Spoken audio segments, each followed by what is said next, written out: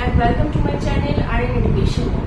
আজকে আমি তোমাদের কাছে যে টপিকটা নিয়ে এসেছি সেটা হচ্ছে এডুকেশনাল সাইকোলজি অর্থাৎ শিক্ষা মনোবিজ্ঞানের একটি বিষয়, যেটা কিনা তোমাদের যারা 4 ইয়ার অনার্স গ্র্যাজুয়েশনে আছো বা যারা 4 ইয়ার সেমিস্টার ওয়াইজ যে পরীক্ষাগুলো দিচ্ছ, যারা সেমিস্টার সেকেন্ড সেমিস্টার থার্ড সেমিস্টারে আছো, তোমাদের কিন্তু এই টপিকটা আছে। এছাড়াও যারা পিজিতে আছো, মাস্টার্স করছো, তাছাড়া বিএড এমএড তো এগুলো রয়েছে। সুতরাং তোমাদের এই টপিকটা আমার মনে হয় অনেকটা বেশি হেল্পফুল হবে, যেটা কিনা তোমাদের প্রিপারেশন করতে সুবিধা হবে।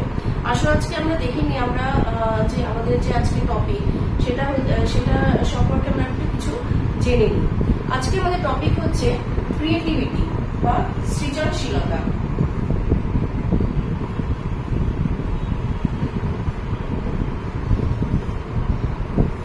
ক্রিয়েটিভিটি বা সৃজনশীলতা। সৃজনশীলতা কথাটা মানে ওয়ার্ডটা থেকে আমরা কি বুঝছি না, কোনো কিছু সৃজনমূলক কাজ, অর্থাৎ ক্রিয়েটিভ কথাটা থেকে ক্রিয়েটিভিটি কথাটা এসছে, অর্থাৎ সৃজনশীল বা সৃজনশীলতার মাধ্যমে কিছু কাজ করা। অর্থাৎ এটি একটি এমন মানসিক ক্ষমতা, বা বলতে পারো প্রত্যেকটি মানুষের মধ্যে এমন কিছু মানসিক শক্তি আছে যা কিনা তার কাজকে আরেকটু বেশি অভিনবত্ব করে তোলে। সেটাকে আমরা বলতে পারি যে সেই অভিনবত্বটা কিভাবে আসবে না, পার্টিকুলার কোনো বলতে পারো মানসিক চিন্তা, অর্থাৎ মানসিক চিন্তার একটি উন্নত বিকাশ তার মধ্যে আসতে পারে, অর্থাৎ মানসিক শক্তি বা একটি মেন্টাল পাওয়ার।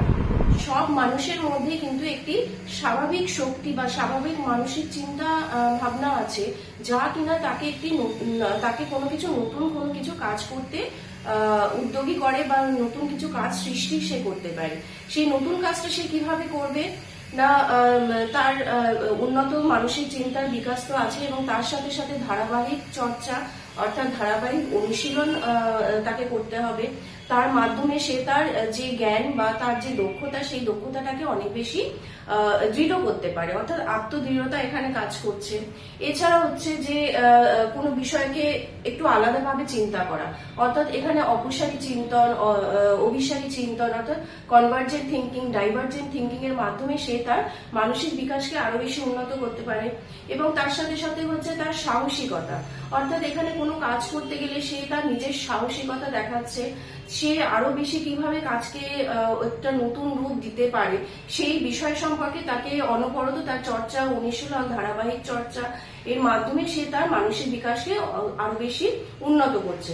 সুতরাং আমরা যদি বলি যে মানসিক চিন্তা বা সৃজনশীলতা কাকে বলে, অর্থাৎ এটি হচ্ছে নতুনত্ব, মানে নতুন সৃষ্টি করার একটি ক্ষমতা, অর্থাৎ নতুন কোনো বিষয় আবিষ্কার করা, নতুন কোনো জ্ঞান লাভ করা, নতুন কোনো বিষয়কে আরো বেশি সৃষ্টিমূলক কাজ হিসেবে তাকে দেখা বা তৈরি করা। অর্থাৎ এখানে বলা যায় যে ব্যক্তি আর 5 জন মানুষের থেকে একটু আলাদা চিন্তা করে, অর্থাৎ তার চিন্তাধারা, তার চিন্তা প্রকাশ আলাদা, তার মানসিকতা আলাদা, তার ব্যক্তি হিসেবে তার চিন্তাধারা আলাদা, তার চর্চা, অনুশীলন, এই বিষয়গুলো সমস্তটাই কিন্তু তাকে একটা নতুন রূপ বা নতুন মানসিকতার পরিচয় দিচ্ছে, অর্থাৎ তার কাজের মধ্যে দিয়ে একটা নতুন সৃষ্টি বা সৃজনশীলতার বিকাশ পাচ্ছে। তাহলে আমরা যদি এর বৈশিষ্ট্য হিসেবে দেখি যে ক্রিয়েটিভিটি বা সৃজনশীলতা বলতে আমরা কি বুঝি, তার ফার্স্টেই আসছে একটা মানসিক শক্তি, অর্থাৎ সৃজনশীলতার মূল বিষয় হচ্ছে একটি মানসিক শক্তি, যা কিনা একজন মানুষকে বা তার ব্যক্তিত্বকে অন্য আর 5 জন মানুষ বা ব্যক্তিত্বের থেকে তাকে কিছুটা আলাদা করছে। নেক্সট কি আসছে যদি আমি বলি, তাকে অপসারী চিন্তন। অপসারী চিন্তন প্রক্রিয়ার মাধ্যমে সে কি করছে না, তার চিন্তার বিকাশকে আরো বেশি ত্বরান্বিত করছে, আরো বেশি উন্নত করছে, আরো বেশি তার মেন্টাল ডেভেলপমেন্টকে আরো বেশি সিগনিফিকেন্স করছে, বা তার কনস্ট্রাকচুয়াল মেন্টাল ডেভেলপমেন্ট অনেক বেশি সংঘটিত হচ্ছে। অর্থাৎ অপসারী চিন্তনের মাধ্যমে সে তার বিকাশকে আরো বেশি উন্নত করছে। সৃজনশীলতা, তার স্বাধীনভাবে কাজ করার প্রক্রিয়া, তার বহুদিনের যে পূর্ব অভিজ্ঞতা, সেই সমস্ত কিছু কাজে লাগছে। সমস্যার গভীরে গিয়ে কাজ করা, অর্থাৎ কোনো সমস্যাকে পুঙ্খানুপুঙ্খভাবে বিচার করা এবং তার গভীরে যাওয়া। এছাড়া হচ্ছে যে সমস্যাকে বিভিন্ন দৃষ্টিকোণ থেকে দেখা, কোনো সমস্যা তার কাছে যদি আসে তাকে সেই বিভিন্ন দৃষ্টিকোণ থেকে সে তার বিচারবোধ তৈরি করছে বা বিচার বিবেচনা করছে, যা কিনা অন্য মানুষের থেকে তাকে কিনা আলাদা করছে। এছাড়া হচ্ছে তার স্বাধীনভাবে কাজ করার ক্ষমতা, সাহসিকতার মধ্য দিয়ে তার চিন্তার বিকাশ করা, এই সমস্তটাই হচ্ছে কিন্তু সৃজনশীলতার বিকাশ বা সৃজনমূলক কাজের কিন্তু পরিচিতি। অর্থাৎ সৃজনশীল মানুষ বলতে বা সৃজনশীল ব্যক্তিত্ব বলতে আমরা তাকেই বোঝাবো যার কিনা এই প্রত্যেকটা গুণগুলোর মানে বিকাশ হচ্ছে এবং সঠিক বিকাশ হচ্ছে। অর্থাৎ ধারাবাহিক চর্চা, অনুশীলন সমস্ত কিছু নিয়ে যে অপসারী চিন্তন, অভিসারী চিন্তন সমস্ত দিকের বিচার বিবেচনা করে তার যে গুণগুলোর বিকাশ ঘটছে, তার যে গুণগুলো প্রকাশ ঘটছে, অর্থাৎ এক্সিকিউশনের মাধ্যমে সে যখন তার পরিচিতিটাকে দেখাচ্ছে, সেটাই হচ্ছে তার সৃজনশীলতা বা সৃজনমূলক কাজের পরিচয়। ভাবে বা সাধারণ বিষয় খুব জটিল ভাবে আমরা যে বিষয়গুলোকে আমরা বুঝতে চাইছি, অর্থাৎ নতুন ভাবে কোনো বিষয়কে তৈরি করা বা আবিষ্কার করা, অর্থাৎ অপসারী চিন্তন প্রক্রিয়ার একটি বিকাশ। এছাড়া আমরা কি বলতে পারি যে নতুন চিন্তার আবিষ্কার,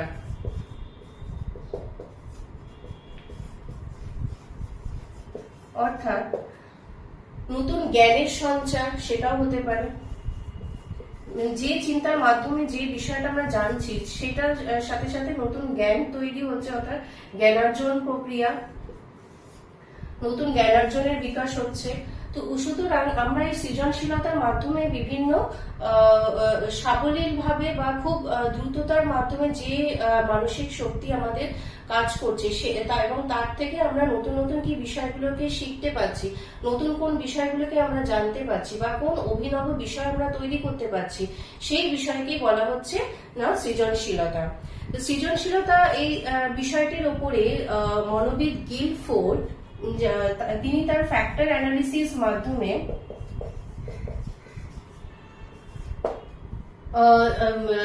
এই সৃজনশীলতার উপরে তিনি 4টি ফ্যাক্টরকে তুলে ধরেছেন। আমরা একটু এরপরে আমরা দেখে নেব যে মনোবিদ গিলফোর্ড তার ফ্যাক্টর অ্যানালিসিস প্রক্রিয়ার মাধ্যমে যে গবেষণা তিনি করেছিলেন, মূলত যে সৃজনশীলতার যে বৈশিষ্ট্য বা সৃজনশীলতার যে প্রক্রিয়াটি, সেটি 4টি প্রক্রিয়া বা 4টি ফ্যাক্টর বা 4টি উপাদানের উপরে কিন্তু নির্ভর করছে বা 4টি বিষয়ের উপরে বা 4টি ক্ষেত্রের উপরে এটি কিন্তু দাঁড়িয়ে আছে। আসলে আমরা একটু খুব দ্রুত দেখে নিই যে 4টি ফ্যাক্টর বা 4টি উপাদান কি। তো তাহলে সৃজনশীলতার উপাদান বলতে আমরা দেখিনি কি কি আছে। একটা ফার্স্টে হচ্ছে যে ফ্লুয়েন্সি, অর্থাৎ হচ্ছে সাবলীলতা।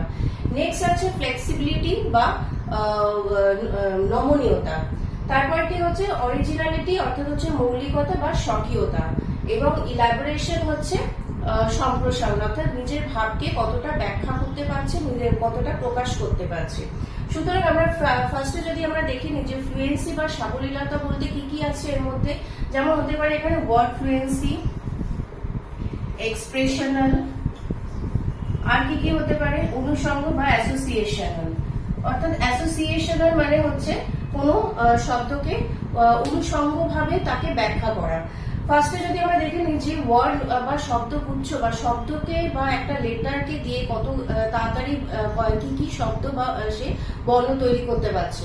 ধরা যাক ম দিয়ে আমি যদি ধরি, সেখানে একটি ক্লাসে শ্রেণীকক্ষে বাচ্চাদেরকে যদি জিজ্ঞেস করা যে ম দিয়ে কি কি বর্ণ বলতে শব্দ বলতে পারো, তাহলে বিভিন্ন শিক্ষার্থীরা যারা খুব তাড়াতাড়ি খুব সাবলীল ভাবে শব্দকে তৈরি করতে পারছে বা শব্দকে বলতে পারছে, সেইটাই হচ্ছে এখানে সাবলীলতা বা ফ্লুয়েন্সি। অর্থাৎ ম দিয়ে তাকে যদি কেউ বলবে মাঠ, মঙ্গল, ময়দান, এইভাবে যে ওয়ার্ডের ফ্লুয়েন্সি, অর্থাৎ কত দ্রুততার সঙ্গে কোনো শিক্ষার্থী কি কি শব্দ সে তৈরি করতে পারছে। নেক্সট হচ্ছে এক্সপ্রেশনাল, হচ্ছে মনের ভাবকে কত তাড়াতাড়ি সে তার ধারণার মাধ্যমে সে প্রকাশ করতে পারছে। অনেকের ক্ষেত্রে হয় যে সে সহজে প্রকাশ করতে পারে না, কিন্তু এক্ষেত্রে বলা হচ্ছে যে কোনো শিক্ষার্থী কত দ্রুততার সঙ্গে সে তার মনের ভাবকে এক্সপ্রেস করতে পারছে। এরপরে আছে অ্যাসোসিয়েশন, অর্থাৎ একটি শব্দকে কি কি অন্যান্য কোন কোন শব্দের সাথে সে অনুষঙ্গ বা তার মিল খুঁজে পাচ্ছে। ধরা যাক যে অম্বর, অম্বর বলতে আমরা বুঝি আকাশকে। এবার আকাশের নানান রকমের এছাড়াও অনুসমার্থক শব্দ আছে, অম্বর, গগন, এই সমস্ত কিন্তু আকাশের সাথে কিন্তু রিলেটেড, অর্থাৎ এগুলো হচ্ছে অ্যাসোসিয়েশনাল ওয়ার্ড ফ্লুয়েন্সি বা অনুসঙ্গমূলক শব্দগুচ্ছ। অর্থাৎ ফ্লুয়েন্সি বলতে আমরা কত সাবলীলতার মাধ্যমে আমরা মানে শব্দের ব্যাখ্যাকরণ বা সম্প্রসারণ করতে পারছি। নেক্সট হচ্ছে ফ্লেক্সিবিলিটি, অর্থাৎ হচ্ছে নমনীয়তা। নমনীয়তা বলতে বোঝা যাচ্ছে যে কোনো পরিবর্তিত পরিবেশের মধ্যে থেকে কোনো শিক্ষার্থী কত সুন্দরভাবে কত নতুন নতুন চিন্তাধারা সে উদ্ভব করতে পারছে। অর্থাৎ ফ্লেক্সিবিলিটি মানে হচ্ছে পরিবর্তনশীল পরিবেশে সে কত সহজে তার মনের ভাবকে প্রকাশ করতে পারছে। নেক্সট হচ্ছে অরিজিনালিটি অথবা হচ্ছে স্বকীয়তা। আচ্ছা, এখানে ফ্লেক্সিবিলিটি কিন্তু দু রকমের হতে পারে। সেটা হচ্ছে একটা স্পন্টেনিয়াস ফ্লেক্সিবিলিটি, অর্থাৎ খুব স্বতঃস্ফূর্ততার সাথে নমনীয়তা হচ্ছে কে বলা হচ্ছে। আরেকটা হচ্ছে অ্যাডাপ্টেবিলিটি, অর্থাৎ অভিযোজনের মাধ্যমে কোনো মনের ভাবকে প্রকাশ করা, অর্থাৎ নিজের যে অবস্থায় আছে, যেখানে রয়েছে, যে অবস্থায় আছে, সেই পরিবর্তিত পরিবেশের মধ্যে থেকে অভিযোজনের মাধ্যমে সে কি তার নিজের মধ্যে পরিবর্তন আনতে পারছে। অর্থাৎ তাকে যদি নতুন পরিবেশে দেওয়া হয় বা নতুন কোনো জায়গায় তাকে প্রবেশ করানো হয়, সেই নতুন পরিবর্তিত পরিবেশে থেকে তার অভিযোজনের মাধ্যমে সে কি পরিবর্তন আনতে পারছে। সেটি শ্রেণীকক্ষে হতে পারে কিংবা শ্রেণীকক্ষের বাইরেও হতে পারে। এছাড়া হচ্ছে অরিজিনালিটি, অর্থাৎ হচ্ছে স্বকীয়তা, মানে নিজস্বতা তুলে ধরা, অর্থাৎ নিজের সৃজনমূলক বা নতুন নতুন চিন্তার উদ্ভাবন করা। ধরা যাক এখানে যদি বলে দেওয়া হয় বা এই ফ্লেক্সিবিলিটি বা অরিজিনালিটি এগুলো হচ্ছে কি নিজের সত্তাটা প্রকাশ করা। ধরা যাক একটি খেলার মাঠে কিছু বাচ্চা খেলা করছে, মানে ক্রিকেট খেলছে, সেখানে হয়তো ব্যাট বল আছে বাট উইকেটটা নেই। উইকেটের জন্য তারা কি করবে, সামনে যদি কোনো কিছু তারা ইট পায়, সেই ইটটাকেই কিন্তু অ্যাজ আ উইকেট তারা কিন্তু সেটা ইউজ করবে। অর্থাৎ সেটাই হচ্ছে তাদের নিজস্ব সক্রিয়তা বা অ্যাডাপ্টিবিলিটি, মানে হচ্ছে যে পরিবর্তিত পরিবেশের মধ্যে থেকেও সে তার নিজস্ব চিন্তাধারা, নিজস্ব আবিষ্কারমূলক অর্থাৎ নতুন নতুন চিন্তাধারা বা নতুন ধারণা সে প্রকাশ করতে পারছে এবং সেটাকে সে অ্যাপ্লিকেশন করতে পারছে অন দ্য প্রেজেন্ট সিচুয়েশন। অর্থাৎ বর্তমান পরিস্থিতিতে প্রয়োজন অনুযায়ী সে তার নিজের চিন্তা ভাবনাকে বা ধারণাকে তুলে ধরতে পারছে, নিজের স্বকীয়তাকে বজায় রেখে, অর্থাৎ মৌলিকত্বকে বজায় রেখে। লাস্ট হচ্ছে ইলাবোরেশন, অর্থাৎ হচ্ছে সম্প্রসারণ বা বিষয় ব্যাখ্যাকরণ। অর্থাৎ কোনো বিষয়কে সে কতটা সাবলীলভাবে, কতটা কম সময় দ্রুততার সাথে নিজের মানে ব্যাখ্যা ধারণা বা চিন্তাধারাকে সে প্রকাশ করতে পারছে। অর্থাৎ আমরা এখান থেকে বুঝতে পারছি যে ফ্যাক্টরস অফ ক্রিয়েটিভিটি বলতে বা সৃজনশীলমূলক উপাদান বলতে আমরা এখানে কিন্তু মূলত এই 4 বিষয়ের উপরে কিন্তু একটি সৃজনমূলক ক্ষমতা কিন্তু তৈরি হচ্ছে বা ক্ষমতার ভাব প্রকাশ করা হচ্ছে। সুতরাং বিভিন্ন শিক্ষাবিদে বা বিভিন্ন মনোবিদগণ তাদের গবেষণার মাধ্যমে সৃজনশীলতার কিন্তু এই বিষয়গুলোকে তারা তুলে ধরেছেন তাদের গবেষণার মাধ্যমে। আশা করি বিষয়টা সম্পর্কে তোমাদের একটা মানে স্পষ্ট ধারণা হয়েছে। এই রিলেটেড তোমরা কোয়েশ্চেন পেয়েও যাবে এবং এইগুলো কিন্তু তোমাদের কোয়েশ্চেনের আনসারেও কিন্তু এগুলো এইভাবে যদি পয়েন্ট ওয়াইজ করে লেখো তাহলে তোমাদের কোয়েশ্চেনের আনসার কিন্তু অনেকটা বেশি ফ্রুটফুল হবে।